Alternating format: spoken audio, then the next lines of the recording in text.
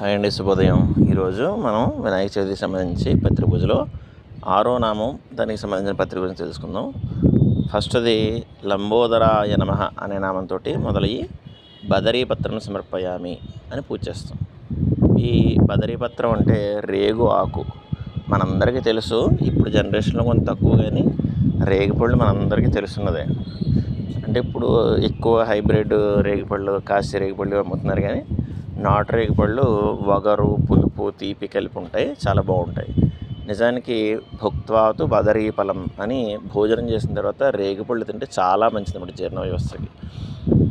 అలాగే దీనికి ఆయుర్వేద పరంగా జీర్ణకోశ వ్యాధుల గురించి, రక్త సంబంధ వ్యాధుల గురించి, రోగనిరోధక శక్తిని విపరీతంగా పెంచడానికి ఇవన్నీ కూడా రేగి ఆకుల చూర్ణాన్ని వాటిని ఉపయోగిస్తారు. ఈ రేగు మనకి సాధారణంగా బాగా నాటు అయితే ముళ్ళు ఎక్కువగా ఉండి మనకి తుప్పలుగా పెరుగుతుంది. ఇది మనం ఇంట్లో పెంచుకోవచ్చు, లేదంటే బయట కాలువల వారిని, చెరువుల వారిని కూడా ఇవి బాగా పెరుగుతాయి విరివిగాను. ఈ పత్రాన్ని మీరు సంపాదించుకొని దీన్ని అర్చన చేయడానికి ప్రయత్నం చేయండి. జై శ్రీరామ్. ఇంకా ఎవరైనా ఈ ఛానల్ని సబ్స్క్రైబ్ చేసుకోకపోతే దయచేసి సబ్స్క్రైబ్ చేసుకోండి. మరిన్ని ఆధ్యాత్మిక విశేషాల కోసం ప్రయత్నం చేస్తాం. జై శ్రీరామ్.